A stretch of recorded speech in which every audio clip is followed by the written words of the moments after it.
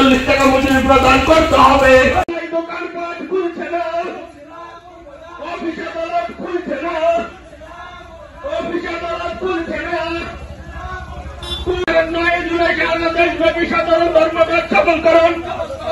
9 জুলাই সারা দেশব্যাপী সাধারণ ধর্মঘট সফল করুন।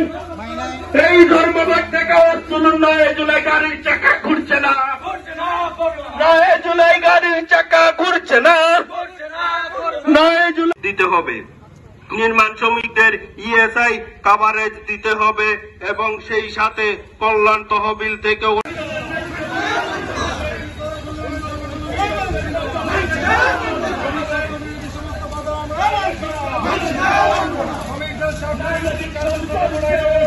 জাতীয় শ্রমকোড আইন বাতিল করতে হবে, করতে হবে।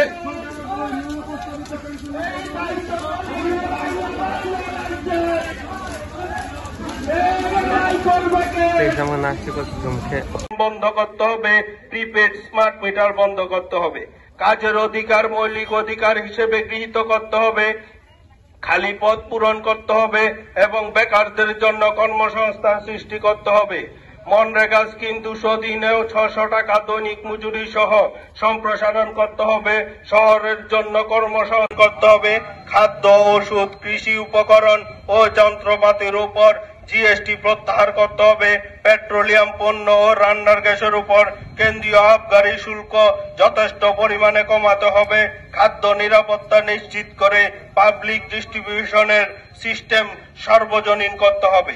পাবলিক সেক্টর এন্টারপ্রাইজ সরকারি দপ্তরের বেসরকারীকরণ বন্ধ করতে হবে। জাতীয় মনিটাইজেশন পাইপলাইন বাতিল করতে হবে। খনিজ ও ধাতুর খনন সংক্রান্ত আইন সংশোধন করে খনি ও থেকে প্রাপ্ত লাভের 50% স্থানীয় সম্প্রদায় বিশেষ করে আদিবাসী ও কৃষকদের উন্নয়নের জন্য বরাদ্দ করতে হবে।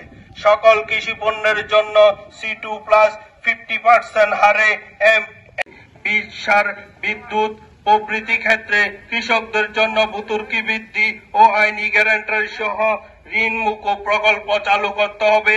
SKM নিশ্চিত করতে হবে এবং সেই সুবিধা নিশ্চিত করতে সরকারকে দায়িত্ব পালন করতে হবে। পুরনো পেনশন স্কিম পুনর্বহাল করতে হবে। NPS ও EPS বাতিল করতে হবে। বোনাস, প্রভিডেন্ট ফান্ড প্রাপ্তির যোগ্যতা ও পরিশোধের সব সীমা তুলে দিতে হবে। গ্র্যাচুইটির পরিমাণ বৃদ্ধি করতে হবে। ধর্মঘট সফল করুন।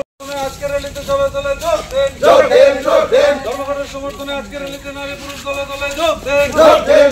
ধর্মঘট সফল হোক, সফল হোক, সফল হোক। 4টি শ্রমকোটের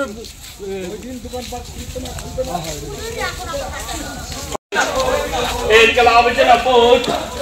9 জুলাই সারা দেশব্যাপী সাধারণ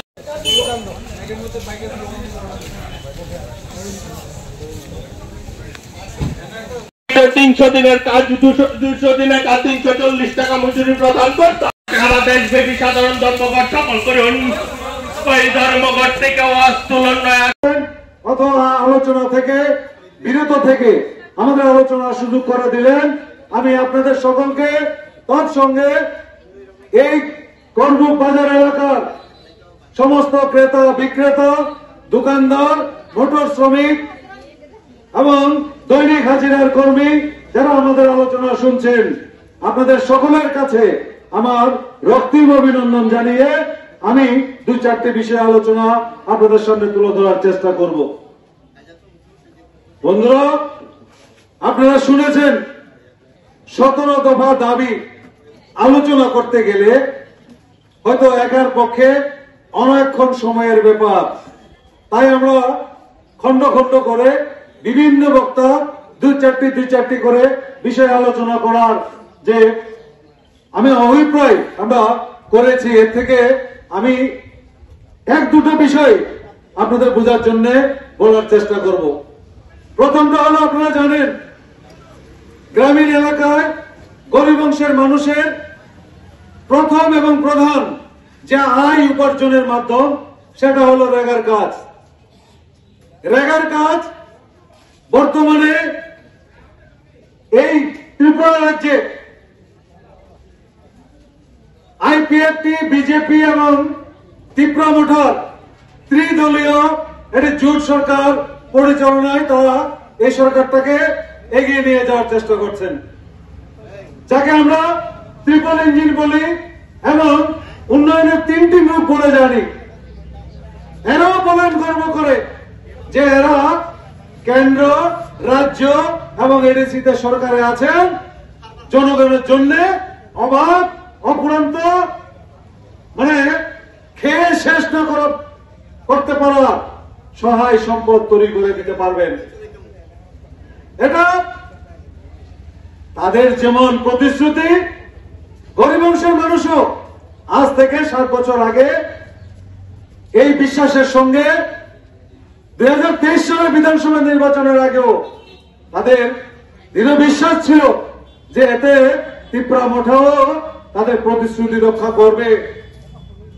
কিন্তু এই সরকারগুলোর কাজ, রূপায়ণ, পরিকল্পনা, বাস্তবায়ন সমস্ত কিছু যদি আমরা পর্যালোচনা করি, আমরা যদি মূল্যায়ন করে দেখি, আমরা দেখছি কি এই গত 7 বছরে আমাদের রাজ্যে রেগার কাজের পরিমাণ কমেছে, মজুরি যত সামান্য বাড়লে পড়েও তার শ্রম দিবসের সংখ্যা বছর কি বছর কমে যাচ্ছে। এটা কি কেন্দ্র সরকার টাকা কমিয়ে দিচ্ছে, নাকি রাজ্য সরকারগুলো পরিকল্পনা পাঠাতে পারছে না বলে শ্রম দিবস কমছে?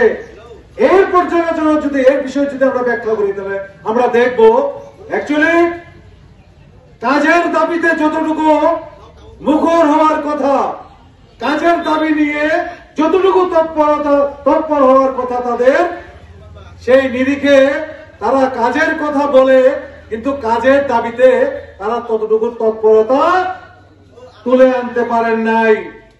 জনগণ যারা বিশ্বাস করতেন আগে 150 দিনের কাজ হতো, এখন নয়তো 200 দিনের কাজ হবে, কিন্তু এই 200 দিনের কাজের তাদের অনেক স্বপ্ন, 150 দিন তো দূরের কথা, গড়ে আমাদের রাজ্যে এখন 60 থেকে 62 দিনে রেগার কাজ গিয়ে দাঁড়িয়েছে। 60 থেকে 62 দিন রেগার কাজ করে এটা নিম্ন আয়ের গরিব পরিবারের তার অর্থনৈতিক সংকলন যেমন হয় না, অন্যদিকে বিকল্প আয় হিসেবে এই রাজ্যে কোন রকম কল কারখানা গড়ে না ওঠা অথবা সরকারি ব্যবস্থাপনার মধ্য দিয়ে সরকারের দায়িত্বে যে সমস্ত শূন্য পদ নতুন নতুন করে আমাদের রাজ্যে তৈরি হয়েছে, হিসেব করে দেখা গেছে গত 7 বছরে প্রায় 50,000 উপরে শূন্য পদ তৈরি হয়ে আছে বিভিন্ন দপ্তরে, যেখানে চাকরি দেওয়া যায়, চাকরি দিতে পারে সরকার,